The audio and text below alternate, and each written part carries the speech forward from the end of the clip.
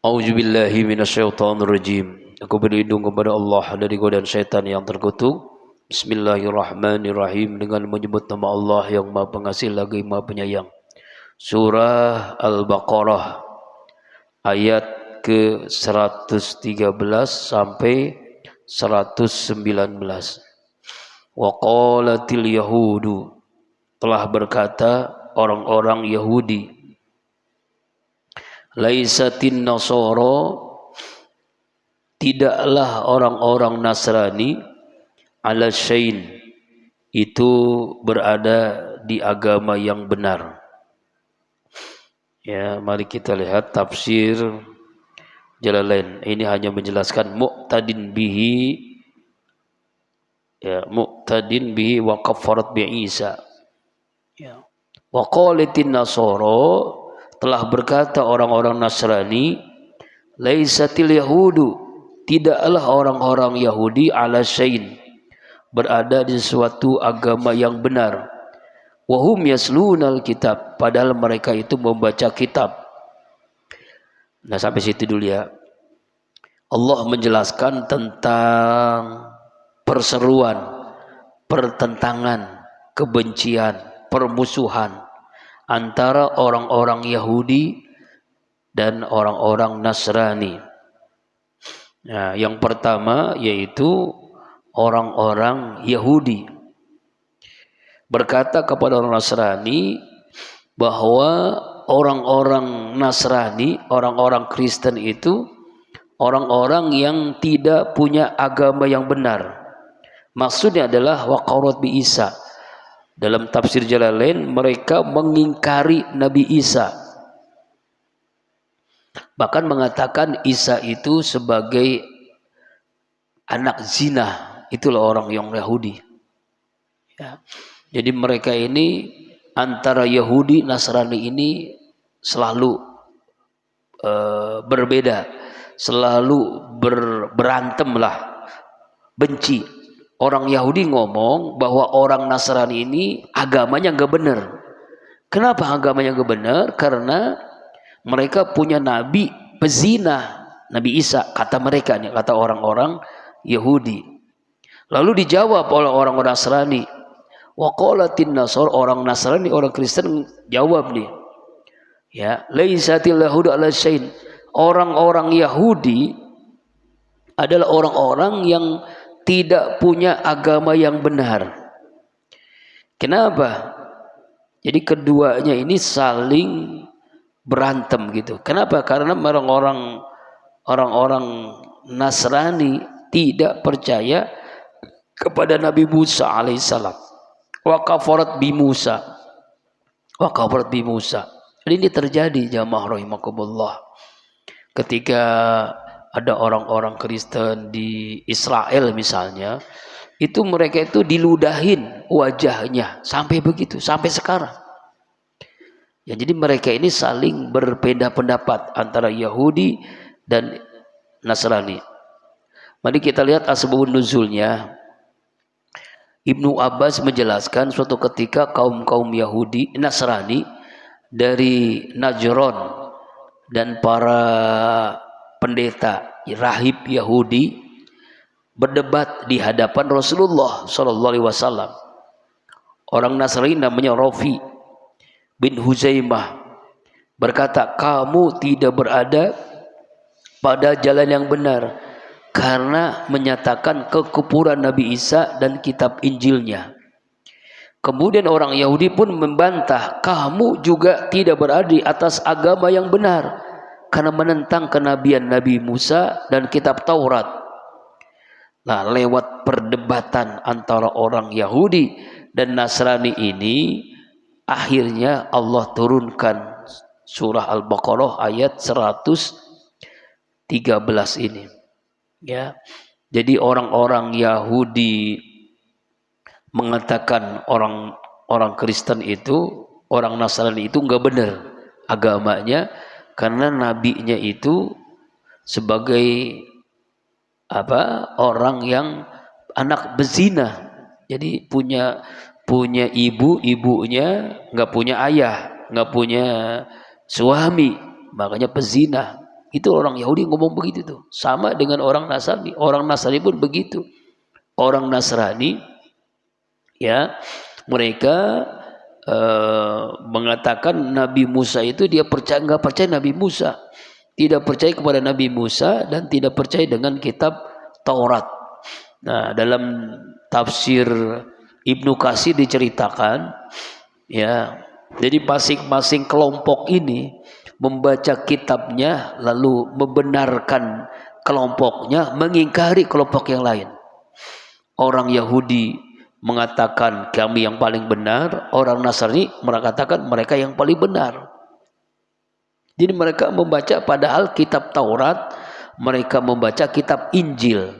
Jadi saling mengklaim yang paling benar. Dan mereka ini hidup di zaman Rasulullah Shallallahu Alaihi Wasallam. Ya, nah di dalam tafsir Jalan diceritakan, jadi masing-masing kelompok ini menuduh kelompok yang lain, mencela kelompok yang lain, padahal mereka membaca kitab, yaslunal kitab. Mereka membaca kitab Taurat, mereka membaca kitab Injil, saling berantem. Ya, kazalika demikian pula. Dalam tafsir Jalalain halaman 19. Kama qala haula'i qala alladziina la ya'lamuna musyrikuuna mil arab wa ghairihim misla qaulihim. Mereka telah berkata orang-orang yang tidak punya ilmu, tidak mengetahui seperti orang-orang Yahudi dan Nasrani. Siapa ini? Orang-orang musyrikin, penyembah patung, penyembah berhala, yaitu orang-orang kafir musyrikin orang Arab. Jadi mereka begitu juga sama. Artinya mereka tidak mempunyai dasar. Ya, makanya Allah mengatakan, "Fallahu yahkumu bainahum yaumal qiyamah." Allah akan menghukumi di antara mereka Yahudi, Nasrani dan orang-orang musyrikin Mekah yaumal qiyamah, pada hari kiamat, fi makanu fi yakhtilifun, terhadap apa yang mereka debatkan, terhadap apa yang mereka perselisihkan. Jadi mereka ini saling mengklaim yang paling benar, padahal mereka adalah orang-orang yang tidak benar. Ya, begitu. Jadi ini ucapan Yahudi, ucapan Nasrani dijawab oleh Allah Subhanahu wa taala. Mereka akan dihukumi, yahkumu, diadili nanti pada hari kiamat siapa yang benar di antara mereka dengan keputusan yang adil dan tidak akan dizalimi sedikit pun. Ya, orang Yahudi, orang Nasrani dan orang-orang musyrikin Mekah. Ya, maka nanti kelompok-kelompok mereka ini akan diadili oleh Allah pada hari kiamat. Ya, di ujung ayat kan apa? Ya, wallahu yahkumu bainahum yaumal qiyamah fima kanu yakhtalifun. Ya, min amriddin fa yadkhulul muhaqqal ajjana wal mubtilun nar. Maka nanti akan dihukumi oleh Allah siapa yang berhak masuk surga, siapa yang berhak masuk neraka. Ya, bahwa orang Yahudi yang paling berhak masuk surga adalah orang Yahudi, orang Nasrani yang paling berhak masuk surga adalah orang Nasrani. Nanti dijawab oleh Allah pada hari kiamat tentang apa yang mereka debatkan selama ini. Itu maksud ayat 113. Jadi asbabun nuzulnya perdebatan mereka ini di hadapan Rasulullah Sallallahu Alaihi Wasallam. Jamaah rahimakumullah, kemudian ayat selanjutnya 114. Wa man azlamu mimman mana masajidallah. Siapakah orang yang lebih zalim? Azlam ini isim tabdil. Siapa orang yang paling zalim? Mimman mana'a masjidallah, orang yang melarang masjid-masjid Allah, ayyuzkara fi asmuhu, untuk disebut nama Allah di dalam masjid itu, wasa'a fi kharabiha, dan berusaha untuk menghancurkan merusak masjid Allah. Ya, mari kita lihat dulu sebelum masuk ke lebih lengkap ayatnya, asbabun nuzulnya, peringatan kepada orang-orang kafir musyrikin yang melarang Rasulullah melakukan sholat di depan Ka'bah di dalam Masjidil Haram. Ya, jadi orang yang paling zalim adalah orang yang melarang masuk masjid. Waman azu'aila hadda azlam, yang paling zalim orang yang melarang sholat, orang yang melarang ibadah di Masjidil Haram. Ismu bis shalah wa tasbih wa safi kharabiha. Ya, bahkan merobohkan, meruntuhkan masjid agar orang tidak mau melakukan ibadah.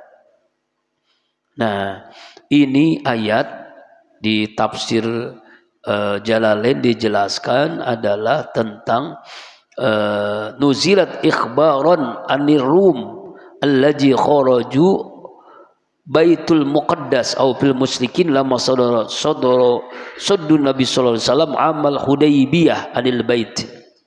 Jadi ayat ini diturunkan menceritakan perbuatan ya orang-orang Romawi Rum. Jadi dulu itu dua superpower negara, namanya Romawi dan Persia.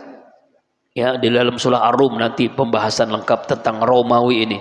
Kalau sekarang Amerika sama Soviet lah. Romawi dulu itu ingin merobohkan apa? Masjid Al-Aqsa, Baitul Maqdis.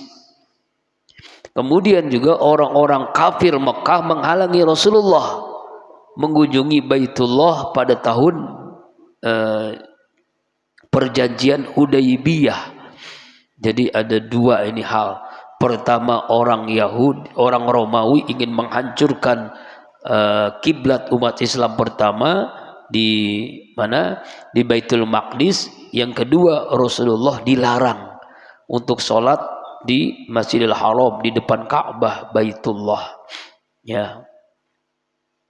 Bahkan di dalam tafsir Ibnu Katsir diceritakan bahwa waman azman mana masajidallah ayuzkara fi hasbuhu adalah orang-orang Nasrani, orang-orang Kristen, mereka membuang kotoran ke Baitul Maqdis, menghalangi orang agar tidak sholat di dalam Baitul Maqdis. Itu orang-orang Kristen tuh. Mereka ini namanya orang-orang apa? Orang-orang Romawi. Mereka sangat benci kepada orang-orang Yahudi, ya, penganut, bahkan mereka membantu Bustasor, pengusaha Babilonia, penganut agama Majusi untuk merobohkan Baitul Maqdis itu. Kemudian juga ayat ini juga menceritakan tentang Rasulullah tidak boleh dan juga para sahabat untuk masuk kota Mekah. Itu. Maka na ahadun yasudu an hajal bait. Wa qad kana rajul yalqa qatila abi wa akhi fala yahudu. Tidak ada seorang pun yang boleh menghalangi dari Baitullah ini. Dulu seorang dapat bertemu dengan pembunuh ayahnya dan ia tidak menghalanginya. Ya. Nah, ini ayat yang dimaksud ayat ini ya. Allahu akbar. Bahkan kalau kita lihat dalam tafsir Ibnu Katsir berbeda dengan At-Taubah ayat 18. Innama ya'muru masajidallah man amana billahi wal yaumil akhir wa aqama shalah wa ataza wa lam yahsha illallah. Hanya orang yang memakmurkan masjid-masjid Allah, yang beriman kepada Allah dan beriman kepada hari akhir, dia mendirikan salat, menunaikan zakat dan tidak takut kepada siapapun kecuali kepada Allah. Memakmurkan masjid artinya berzikir kepada Allah, sholat berjamaah, menegakkan syariat Allah, menjauhkan dari perbuatan najis dan syirik, memakmurkan rumah Allah. Makanya kebalikannya, kalau orang mukmin selalu memakmurkan rumah Allah. Makanya dalam hadis la solata li jaril masjid illa fil masjid. Tidak dianggap solat tetangga masjid yang solatnya tidak di masjid. Tidak sah solatnya, tidak sempurna solatnya tetangga masjid yang solatnya tidak di masjid. Tidak sah, apalagi santri. Ya Allah, ya bagaimana dianggap mukmin kalau dia solatnya tidak berjamaah? Ya. Nah ini kembali lagi, ayat ini menceritakan jadi ada dua versi. Pertama tentang larangan orang musyrik Mekah, Rasulullah para sahabat sholat di depan Ka'bah padahal sudah ada perjanjian Hudaybiyah. Yang kedua tentang orang-orang Romawi yang dibantu oleh Babilonia beragama Majusi, Romawi beragama Nasrani, ingin merobohkan Baitul Maqdis, tempat Ka'bah pertama umat Islam. Tepatnya Rasulullah Sallallahu Alaihi Wasallam hijrah, ya tempatnya Rasulullah Sallallahu Alaihi Wasallam, maaf, Isra Mi'raj itu. Kemudian ulaika ma kana lahum ayyadkhuluha illa khaifin. Mereka itulah yang tidak mungkin bagi mereka ayyadkhuluha, mereka memasuki masjid, illa khaifin, kecuali orang-orang yang takut. Apa maksudnya? Ya, mereka ini ya adalah orang-orang yang takut kepada Allah. Ya, orang yang masuk masjid adalah orang yang aman dari apapun. Itu. Ya. Jadi ini ayat bentuknya berita tetapi perintah. Jangan kalian perkenankan masuk masjid jika kalian mampu menguasai mereka.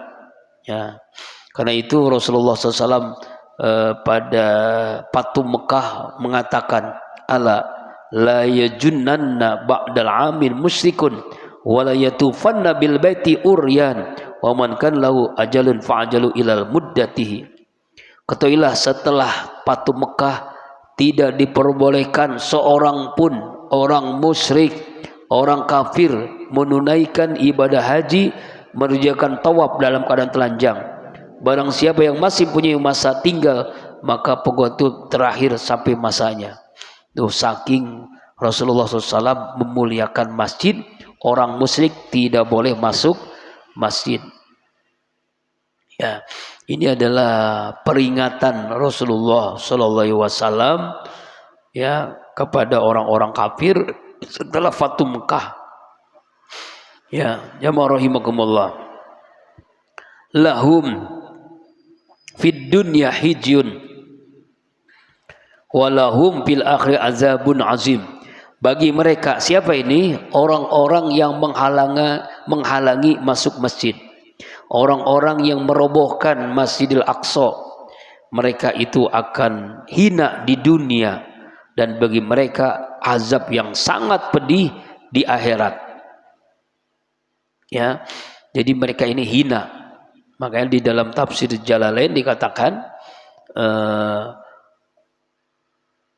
hawanun biqati wasubin al bil wal jizyah. Mereka dihinakan oleh Allah karena mereka membunuh orang-orang Islam yang masuk masjid, karena mereka menawan umat Islam. Ya, hina di dunia dan di akhirat akan mendapatkan siksa yang sangat pedih.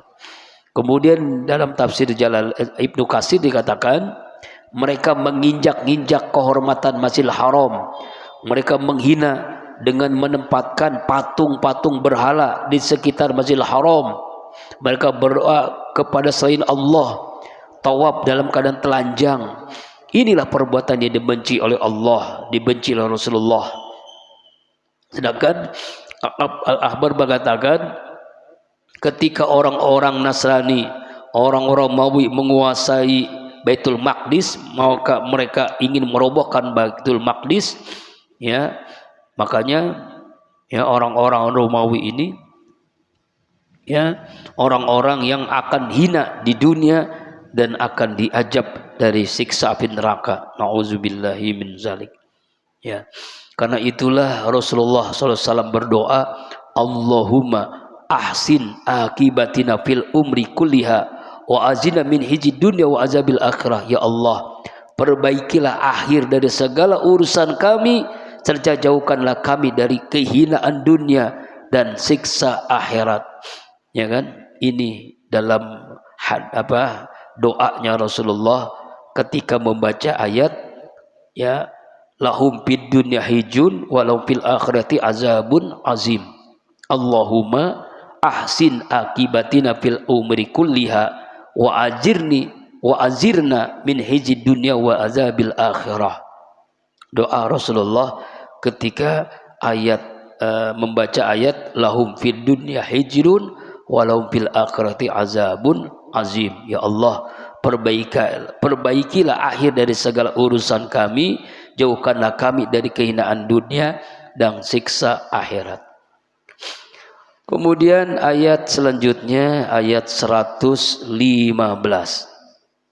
Ya, ini semakin berat, semakin ngantuk tapi tetap ngaji, pahalanya semakin besar ini. Ya Pak ya.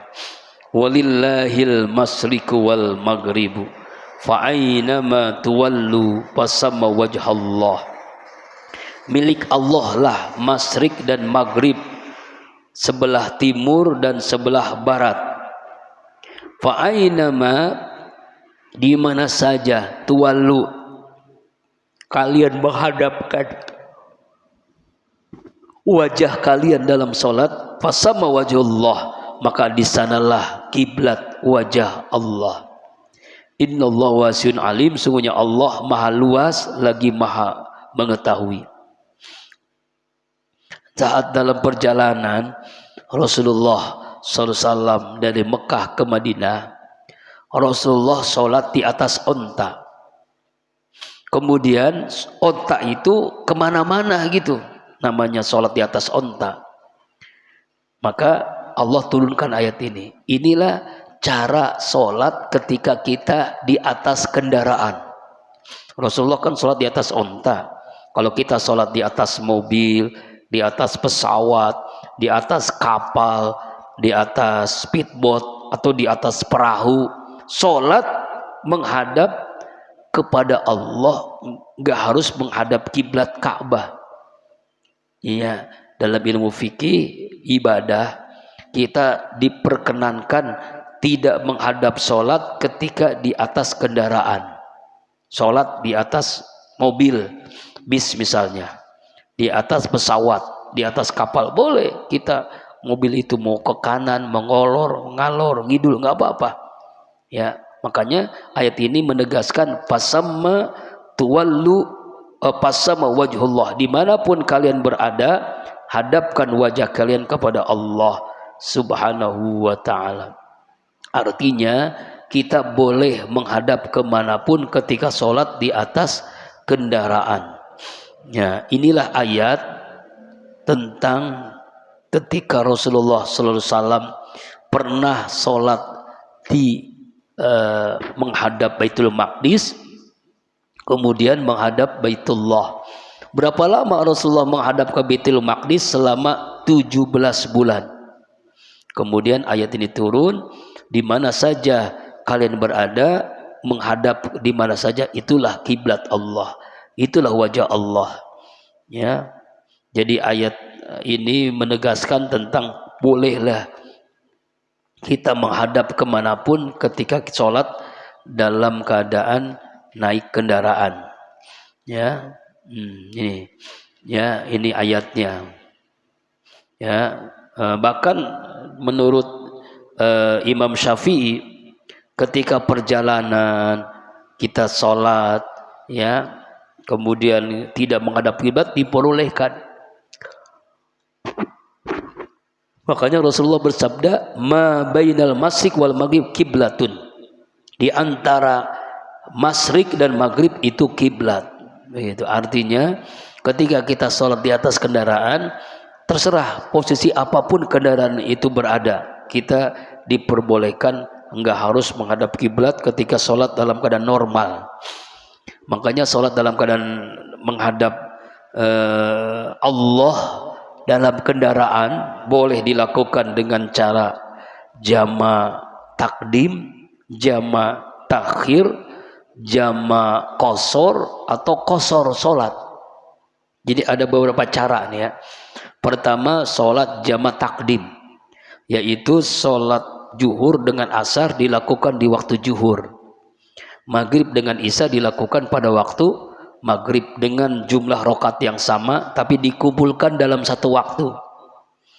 Yang kedua, jama takhir, salat zuhur dengan asar dilakukan di waktu asar, maghrib dengan isya dilakukan di waktu isya dengan rakaat yang sama tidak berubah. Yang ketiga, qasar salat, meringkas salat. Zuhur 2 rakaat, asar 2 rakaat, isya 2 rakaat.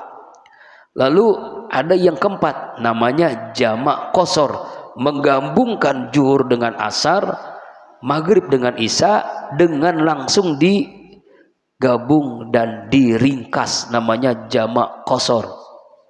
Zuhur dengan asar dilakukan pada waktu zuhur dengan 2 rakaat, 2 rakaat, atau asar dengan zuhur pada waktu asar 2 rakaat, 2 rakaat.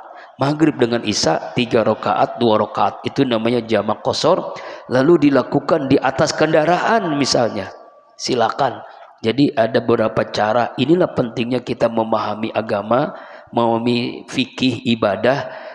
Maka kita paham, oh ternyata dimanapun kita wajib sholat, dalam kondisi apapun kita wajib sholat, di rumah, dalam keadaan kita di kampung sendiri, dalam keadaan perjalanan, dengan jamak, dengan qasar. Ya, jadi ayat ini menjelaskan tentangnya bolehnya sholat menghadap kemanapun ketika dalam kendaraan. Walillahil masyriq wal maghrib fa'ainama tuwallu fasamma wajhallah. Dimanapun masyriq dan maghrib itu milik Allah, dimana saja kalian menghadap Allah, ya boleh kalian menghadap Allah. Innallaha wasi'un alim. Sungguhnya Allah maha luas karunia-Nya dan maha mengetahui. Kalau sholat di dalam keadaan normal memang wajib menghadap kiblat, wajib menghadap Ka'bah. Itu maksud ayat 115. Kemudian ayat 116. Wa qalu takhajallahu walada subhanah bal lahu ma fis samawati wal ard qul lahu qanitun. Orang-orang Yahudi dan Nasrani berkata, ittakhajallahu walada, Allah telah memiliki anak. Nauzubillah. Subhanah, maha suci Allah. Ballahu ma fis samawati wal ard. Bahkan bagi Allah apa yang ada di langit dan apa ada yang di bumi. Ayat ini tentang apa yang dilakukan oleh orang-orang Yahudi dan orang-orang Nasrani. Mari kita lihat tafsir Jalalain dulu ya. Ayat 116, yaitu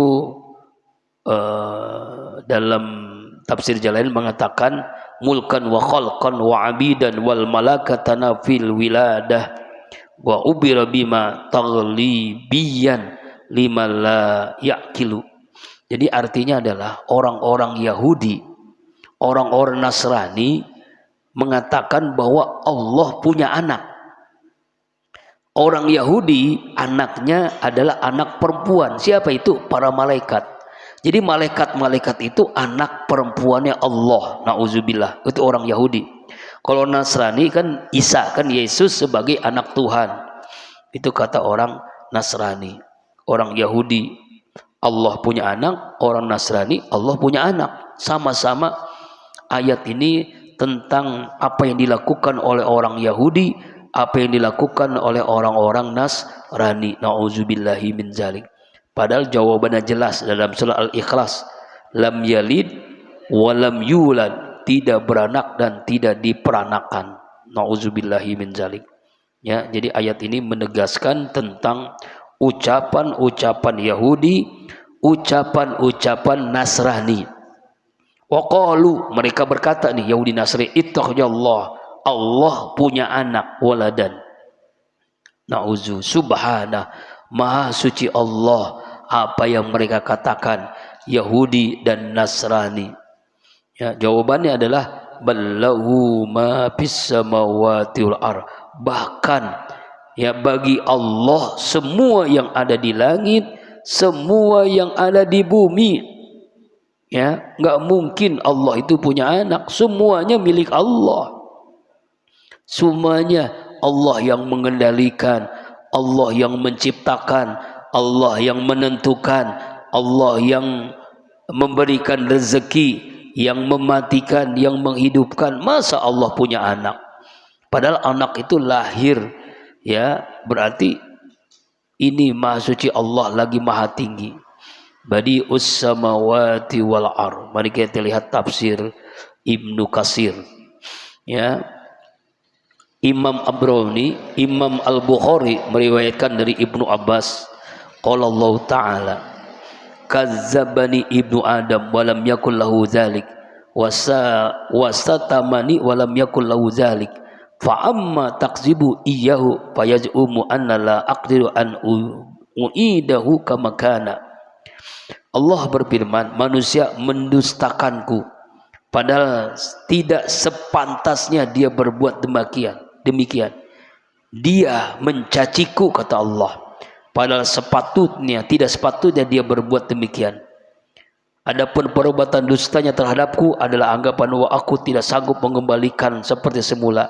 Sedangkan celaannya terhadapku adalah pernyataan bahwa aku punya anak. Maha suci Allah aku dari mengambil istri dan anak. La ahada asbaru alla azan sami'ahu minallah. Tidak ada seorang pun yang lebih sabar atas gangguan yang dengar daripada Allah. Mereka menganggap Allah punya anak, padahal dialah yang memberikan rezeki dan kesehatan bagi mereka.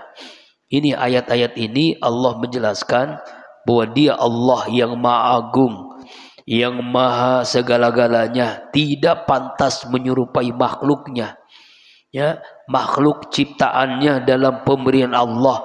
Mana mungkin Allah punya anak, baik yang dikatakan oleh Yahudi ataupun oleh orang Nasrani. Kalau orang Yahudi itu malaikat Jibril, malaikat Israel, itu anaknya Allah tuh, anak perempuan. Kalau orang Nasrani, Isa, Yesus anaknya Allah. Na'udzubillah, summa na'udzubillah min zalik. Jadi dari ayat ini ya sangat jelas Allah penguasa langit, nggak mungkinlah Allah punya anak. Kemudian ayat selanjutnya ya 117, badi'us samawati wal ardh wa idza qada amran fa innama yaqulu lahu kun fayakun. Allah lah pencipta langit dan bumi. Apabila Allah menentukan segala sesuatu, sungguh bagi Allah cukup mengatakan kun fayakun. Artinya Allah lah yang menciptakan. Apapun yang terjadi Allah yang menciptakan. Ya. Nah, ada yang nanya, itu musibah? Musibah itu manusia yang mengundang. Dalam surah Yasin, qalu ta'irukum ma'akum a'in zukirtum bal antum qaumun musrifun. Kemalangan-kemalangan yang terjadi, bencana-bencana yang terjadi, musibah yang terjadi karena ulah kalian sendiri, karena manusia yang serakah, manusia yang sombong. Kalau tidak ditebang itu pohon, kalau tidak ada pohon yang digunduli, nggak mungkin banjir sedahsyat itu, nggak mungkin. Coba lihatin yang sekarang terjadi di Aceh, di Sumatera Utara, di Sibolga, di mana tuh, di Sumatera Barat, itu dahsyat banget kan, kayu-kayu. Yang parahnya Menteri Kehutanan ngomongnya aneh banget gitu ya. Itu mah jelas pemalakan, penebangan hutan. Jadi air itu kan ya terus jalan, karena nggak ada penghalangnya, akhirnya penghalangnya diapain? Dilarutkan. Ya udahlah, udah lebih dari 500 orang yang meninggal, Pak. Itu yang meninggal yang ketahuan jenazahnya, belum yang hilang lebih dari 500 orang lagi. Yang hilang ya meninggal juga berarti kan. Ya Allah, dahsyat kan musibahnya tuh. Itu salahnya manusia, jaharal fasal fil wal bahri. Nah, Allah pencipta langit dan bumi. Ya, ada namanya hukum kausalitas, sebab akibat. Kenapa banjir begitu dahsyat? Karena manusia yang serakah, ingin kaya, ingin menghalalkan segala cara. Ya, kerjasamalah pengusaha dengan pemimpin. Ya, yang tanda tangan, yang membolehkan ini hutan digundulin. Ya, udah habis begitu kan. Nauzubillahi min zalik. Ya. Jadi kalau Allah menentukan segala itu sangat mudah, kun fayakun. Kun ya jadi, fayakun maka jadilah. Mudah bagi Allah ketika mengatakan segala sesuatu, cukup mengatakan kun fayakun. Makna ayat ini adalah badi'us samawati wal ar, Allah pencipta langit dan bumi. Dijelaskan dalam tafsir Ibnu Katsir, ayat ini maknanya Allah Maha Suci. Nggak mungkin Allah punya anak. Kenapa? Karena Allah pemilik semua yang ada di langit, penguasa, pencipta semua yang ada di langit dan di bumi. Nggak mungkin. Yang dialah Allah yang menciptakan managan sesuatu tanpa adanya asal, ya, tanpa adanya awal. Allah yang menciptakan. Ya, Nabi Isa, Yesus, mereka menyebut sebagai anak Allah. Ini menciptakan berarti nggak ada contohnya Nabi Isa. Padahal bagi Allah sangat mudah. Contohnya Nabi Adam, nggak punya ayah, nggak punya ibu, itu lebih mudah. Apalagi Nabi Isa udah punya ibu, sangat mudah. Kun fayakun. Maksudnya Allah menegaskan kekuasaan Allah, kesempurnaan Allah, kemampuan Allah, keagungan Allah sangat mudah. Ketika Allah berkehendak, jadilah. Sangat mudah bagi Allah. Isa, Yesus, Allah ciptakan ya dengan tanpa ayah, sangat mudah bagi Allah. Kun fayakun, jadilah karena Allah berkehendak. Inna masalah Isa indallah kamasal Adam khalaqau min turab summa qala lahu kun fayakun. Ayat ini dijelaskan dari surah Ali Imran 59. Sesungguhnya Allah ciptakan Nabi Isa seperti Allah menciptakan Nabi Adam. Allah ciptakan Nabi Adam dari tanah, kemudian Allah berfirman kepadanya, kun fayakun, jadilah, maka jadi. Jadi mudah bagi Allah. Itu maksud ayat ini. Kemudian 118. Wa qala allazina la ya'lamuna laula yukallimuna Allah aw ta'tina ayah. Sedikit lagi ya. Dan berkatalah orang-orang yang tidak tahu, mengapa tidak Allah langsung berbicara kepada kami. Nah, ini orang-orang siapa nih? Orang-orang Yahudi. Ya. Sebagaimana ucapan Rabi kepada Nabi, jika benar engkau adalah hai Muhammad sebagai utusan Allah, Nabi Allah, sampaikan kepada Allah agar Allah berbicara kepada kami hingga kami mendengar kata-katanya. Maka Allah turunkan ayat ini. Kadzalika qaulal ladzina min qabli misla qaulihim. Demikianlah kata-kata ini telah diucapkan oleh umat sebelum kamu, seperti ucapan mereka. Tasabahat qulubuhum, telah serupa hati-hati mereka. Qad bayyanal ayati liqaumi yuqinun, sungguh Allah telah jelaskan ayat-ayatnya bagi kaum yang yakin. Jadi ayat ini menjelaskan tentang orang yang tidak mengakui Nabi Muhammad sebagai nabi dan rasul.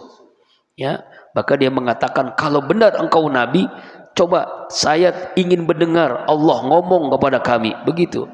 Ini nggak bedanya dengan orang-orang Bani Israel yang ingin mendengarkan kata-kata Allah langsung begitu. Ya, sama aja. Ya, jadi permintaan mereka ini artinya hanyalah kekufuran, keingkaran. Ya, orang-orang kafir Mekah waktu itu yang mempertanyakan Nabi Muhammad sebagai nabi dan rasul. Ucapan itu sama dengan ucapan Bani Israel yang dulu, kalimatnya sama, intinya adalah mereka tidak mengakui ya Nabi Musa, Nabi Muhammad sebagai nabi dan rasul.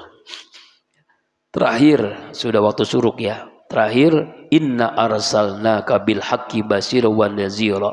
Sesungguhnya kami telah mengutus Nabi Muhammad dengan hak, dengan benar, basyira wa nazira, sebagai pembawa berita gembira dan pembawa pemberi peringatan. Wala tus'alu an ashabil jahim, dan tidak akan ditanya tentang para penghuni neraka jahim. Ya, jadi artinya adalah ya, Allah Subhanahu wa taala menjelaskan bahwa benar Nabi Muhammad itu adalah utusan Allah. Sebagai utusan Allah, membawa yang hak, sebagai pembawa berita gembira. Orang yang taat mendapatkan ketenangan, kebahagiaan berupa surga. Orang yang maksiat mendapatkan neraka, murka Allah, ya, tidak akan bahagia. Itu tugas Nabi Muhammad. Basiron bil jannah wa naziron minan nar. Pemberi peringatan berupa surga, pemberi kabar gembira surga, pemberi peringatan berupa api neraka. Ini ayatnya jelas. Allah menjelaskan kepada kita bahwa Nabi Muhammad sebagai nabi dan rasul. Janganlah kalian tanya tentang para penghuni neraka jahanam. Ya, penghuni neraka jahanam. Jangan kamu bertanya siapa. Jelas orang-orang yang kufur, orang-orang kafir adalah penghuni neraka jahanam. Melalui ayat ini Allah menjelaskan bahwa Nabi Muhammad adalah sebagai nabi dan rasul yang membawa kabar gembira dan membawa peringatan. Mudah-mudahan dari ayat-ayat yang kita baca hari ini kita bisa mengambil ibrah pelajaran. Ayat 113 sampai 119. Insya Allah ya, kita kembali lagi minggu depan